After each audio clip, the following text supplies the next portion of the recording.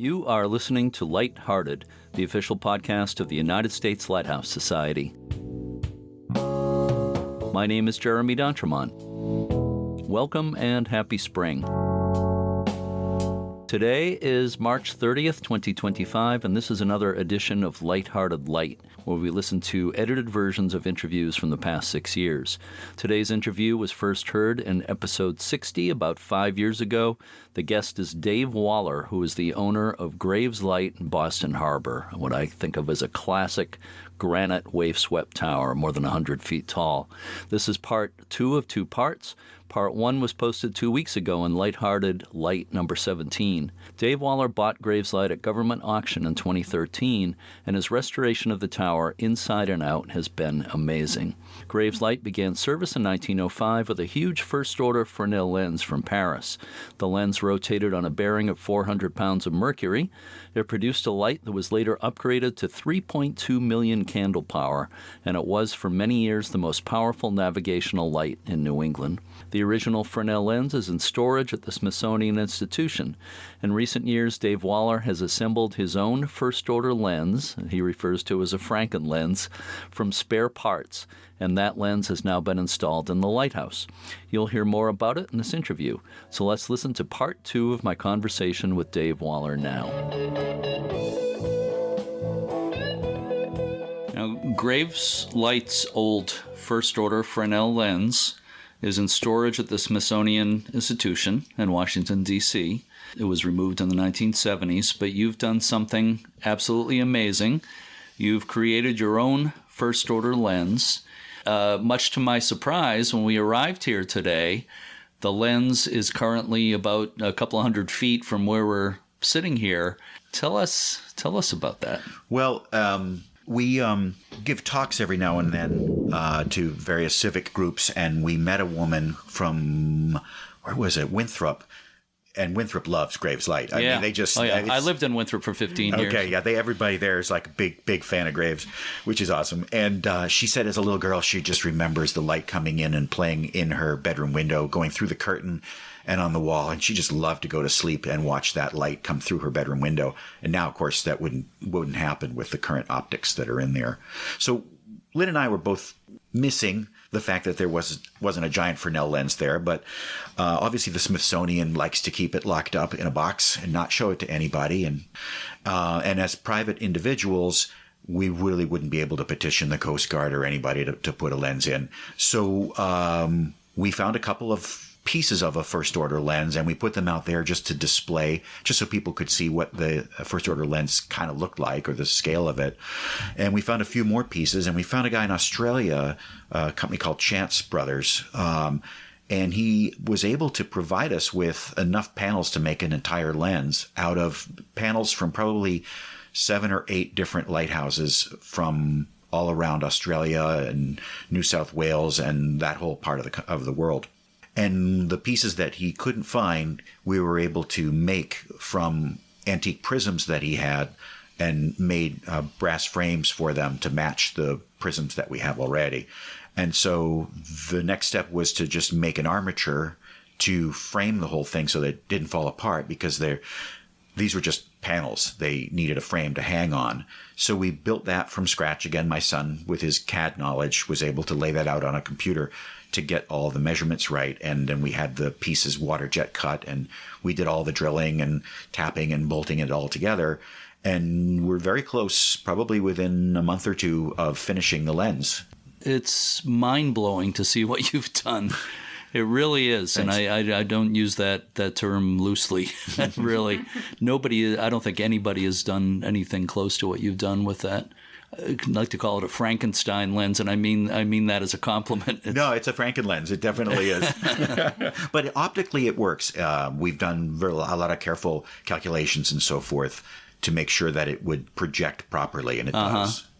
Bob, anything you'd like to add or ask related to that lens that we looked at just before we started this interview? It stopped me in my tracks, I can tell you that. I looked at it and, whoa, that's awesome.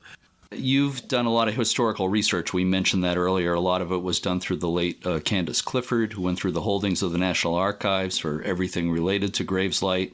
What are some of the most exciting things you've been able to find historically? Oh, wow. There's so much, and we just keep finding more. There's this story of Harry Wynne, who was an assistant keeper in about 1910 or 12, and he was out there over Christmas, and nobody was coming to help him because the waves were just too much for weeks, I think. And he finally was able to row to shore to get some supplies, and he rowed back and to Nahant, right? To Nahant, yeah, to get supplies. And he rowed back, and his boat capsized before he got back to Graves. This was on Christmas Eve, I think, and he lost all of his supplies. And then the relief boat came the very next day, Christmas Day or the day after, and he just quit. He had it in his hat. And his great-grandson contacted us and told us more of the story. I said, whatever happened to him? He said he became a truck driver. We've had the man who was the architect, the draftsman from Graves. His family has contacted us, and we've sent them pictures and so forth. It's just the people that we meet that have connections, people that were lost on the Mary O'Hara. Their families have contacted us, which was a shipwreck in the 1940s. They've contacted us. And there was one keeper during the Coast Guard era who was sadistic and would shoot seals for sport. And the other keepers almost threw him off the top of the lighthouse. And they called it in, and they hauled him out, and they fired him. Wow. So, there's kind of good and bad. There was the day when one keeper told me that they had a TV, and boy, that was important because it was a boring place to be a lot. They'd watch Red Sox games, and it would always break. This was in the 1950s, and they got it repaired, and they were bringing it back, and it was hanging from a rope because everything has to be brought in by rope. And the wind caught it and just smashed it against the tower. So they went back to the radio. Dave, speaking of the sea, time marches on. The place was automated, but the sea never changes. So what have you learned about the sea that the keepers themselves would have seen the same thing? What about the sea out there that you've learned at Graves? Oh, that's a great question, Bob.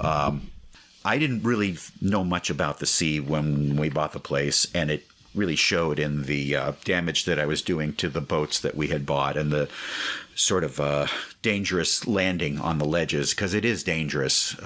And what I learned was that the weather is everything, that the ocean is the most powerful force, it seems, on the planet, and that if it wants to, it will sweep you away and without a trace.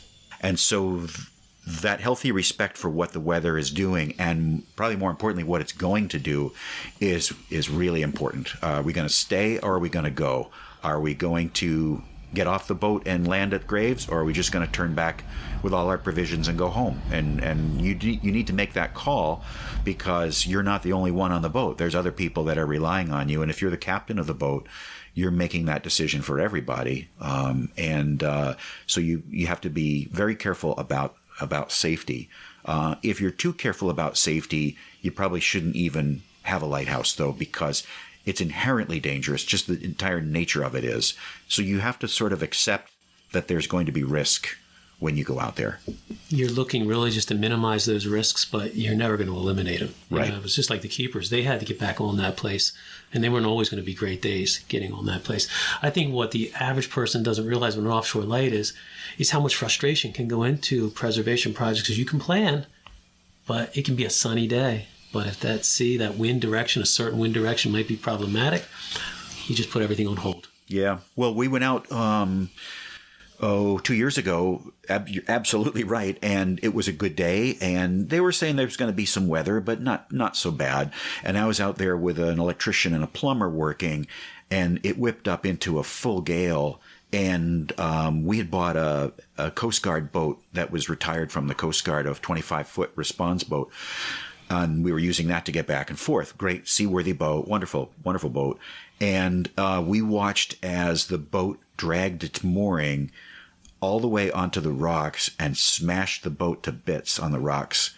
and it never left its mooring. It was still tied to the mooring, but the block actually dragged across the bottom of the harbor, and there was nothing we could do to get out there to save it. It would have been a suicide mission.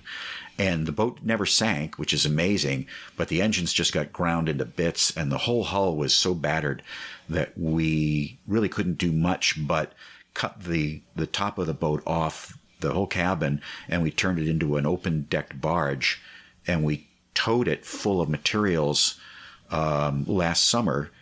About 15 trips we made full of stainless steel pipe and timber, heavy stuff, to build the footbridge. One of the major parts of Graves is the oil house and the footbridge. That's what really makes the photos, makes you just go, oh, that's Graves right away, because it's not unique to lighthouses, but it's a bit unusual that this offshore lighthouse has that sort of structure around it. It makes it kind of cool, too. It's its signature. Yeah. In a sense. Yeah, one of its signatures, yeah. And we learned that bridge was knocked down several times in the last 100 years.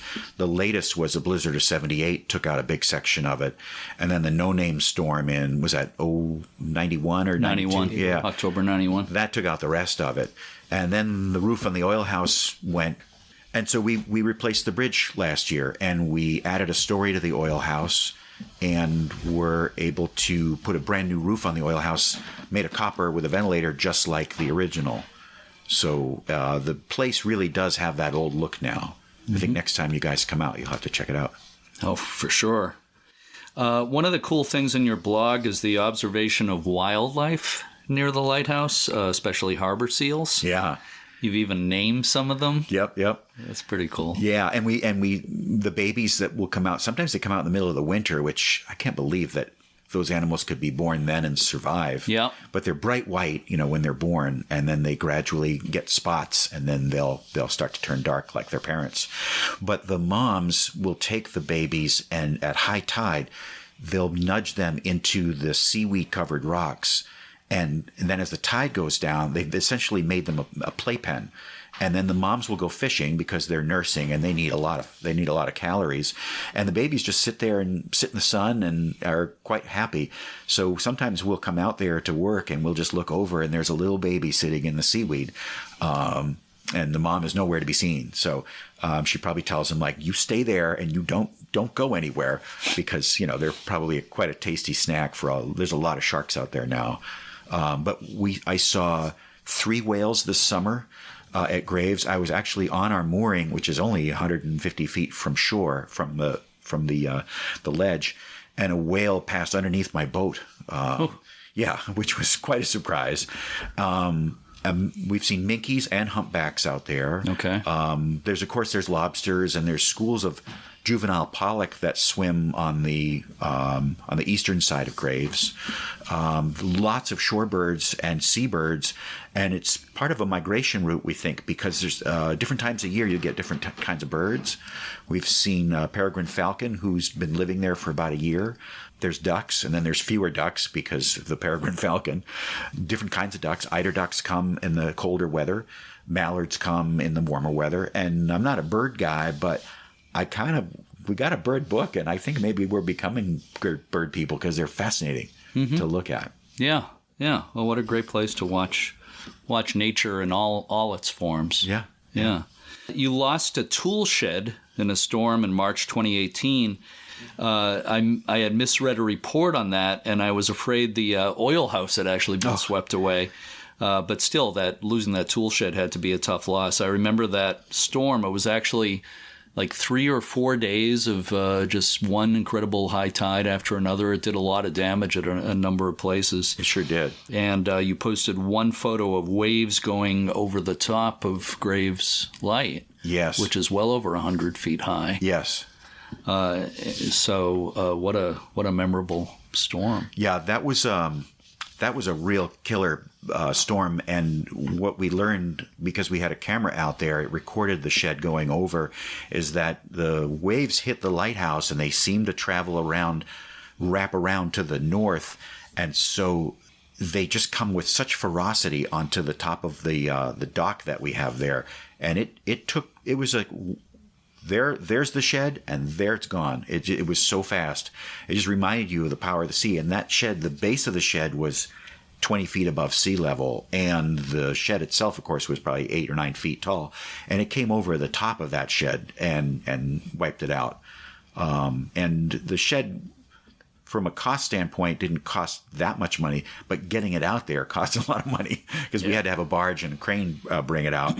So we lost a generator and we lost a bunch of tools, and so that was a loss. But that's just that's what happens on an offshore lighthouse, I suppose. I don't think you could make anything storm-proof out there. Well, the lighthouse seems to be storm-proof. The lighthouse itself. Yeah, it's done well. Yeah. Yeah. Knock on. I think there you go. Yeah.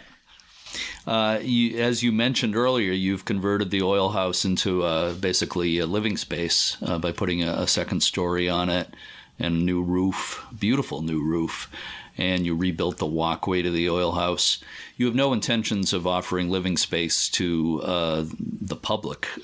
Well, we did when we bought it because we thought that might help defray the costs of fixing it up. Mm-hmm. But we had no idea how much it would cost to fix the place up. Right. And that's why when our partner Bobby approached us, we thought maybe that's the only way that we could get to afford to build this place, because we did the math, and even if you rented it for $1,000 a night, you're never going to get to pay this thing off. Sure. It would be a money-losing operation. And the other problem is that the amount of cancellations that we would have and the disappointment that people would have. Right. Because people they could plan a year ahead to do this. Right. Maybe even fly to Boston. Right. And then, oh, sorry, it's just too rough out. Yep. And so the practical side of things just took over, and we said we just can't do this. It's not like we didn't want to, but it just wouldn't have been possible. As you were saying that, I just remembered a story that Bobby Sager told me when I visited with him. He was saying that one day his friends Sting and Peter Gabriel were visiting him, and they talked about going out to visit Graves Light. And I think maybe he was in touch with you about doing it that particular day, but it turned out to be too rough. So that visit didn't happen. Yeah, it's pretty hard to say no to them. The thought of that happening struck me pretty funny. Yeah, he's brought Sting out a few times. Oh. I've gone out with him, and I've found that he is a very, very nice person, which is always nice to hear when a star turns out to be like cordial and friendly and very approachable. And so I think that place for him was a place where he could just relax and just, have a cup of soup and watch the waves and just relax. And that's like any of us would want to do. That's great to hear. Sting also appears to be in great physical shape, so getting onto Graves Lighthouse was probably no big deal for him. Yeah, but I'll tell you something. That is the biggest problem. That's the Achilles heel of the whole place is getting there. So I got a question for you, Dave. Sure. When you get a project like this, inevitably there's ups, downs, highs, lows. What's been maybe the most disheartening aspect of it at times? And then what's been the most exhilarating for you, do you think? Wow. It was disheartening to lose the boat, but then it was just a boat, and it was something like no one was injured. So it really didn't, it's just a material thing that can be replaced over time. I don't know, Lynn, can you think of any disheartening things that... I think that early on when you were getting used to the behavior of the sea and feeling very excited and gung-ho about doing the renovation, that there were a number of times that you had a boatload full of workers and supplies and a big checklist of things to do, and the ocean basically said, not today. Yeah. And you had to get sent back, and you had all those workers to pay and all that time lost, and you seemed a little disheartened about that a couple of times. All right. Yeah, I remember those days. Disheartened about that. Yeah, because mentally you're geared up, you know what I mean? It's like almost like you're playing in a football game, and then they cancel the game. So, yeah. But the best times are much more exciting.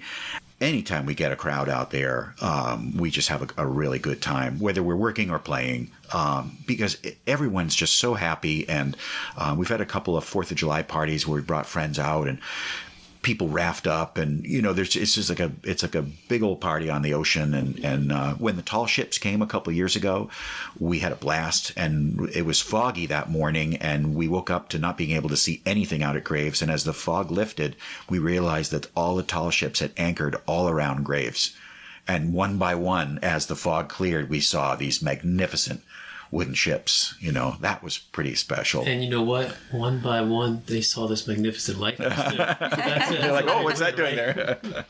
So there's been this, and then I've been out in a couple of nor'easters with some friends, and it's kind of hard to find people to go sometimes because you don't know when you're going to get back, and you can't leave your boat out there. So we get dropped off, and we just bring all of our provisions with us, and you go out when it's still calm. Yeah, before the storm. When it's brewing but not going. Yeah, and it's generally pretty calm before they hit, and then it's pretty exciting. I mean, it's raining sideways and the wind is howling, and we have an anemometer so we can watch the wind. It's almost like a game to see how much faster it's going, and the whole place starts to groan and moan, and the barometric pressure drops, and so when waves hit and so forth, it compresses the air, and you can feel it in your chest.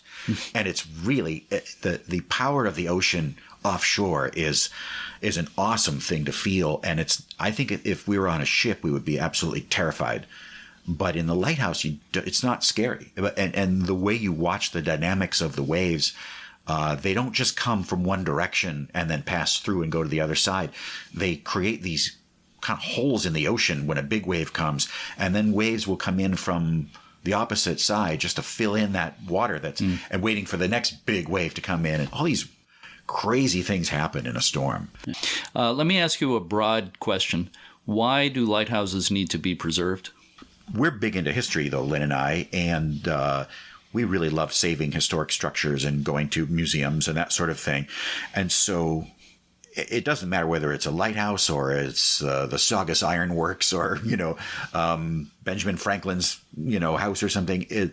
These things are really important to learn about the past and therefore about the future.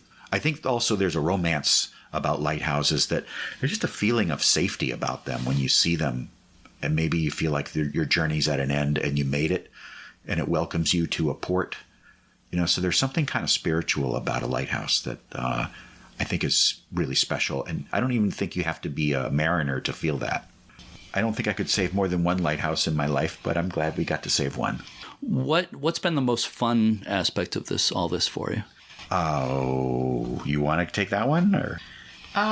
Well, I think what I observe when I see you having fun with it is when you are trying to solve whatever the next design problem is or organizational problem. You really get a lot of onshore fun out of that, and then actually finishing things or achieving them when you're out there and having your plan actually work out. You seem to be pretty satisfied when that happens. Yeah. In terms of fun, I mean, some of my most fun times out there are when we've brought just another couple and we get to spend the night and hang out up in the kitchen and then stand out on the balcony and look at all the lights all around us and just enjoy it for the magical place that it is. Well, thank you so much, Dave and Lynn Waller. It's really special being here and talking to you about this, and thank you for spending so much time with us and having us in your home today. Oh, thanks, Jeremy. It's been fun talking with you and Bob. Thanks you for coming to our home, and we'll have you guys out in maybe decent weather. How's that? Sounds good. Okay. Thank you. Thanks.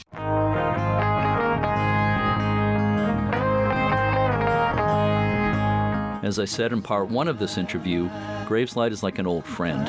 I lived in Winthrop, Massachusetts for a while, in a place that had a view of Graves Light from the deck. I first visited the lighthouse in June 2001 by helicopter while it was being converted to solar power.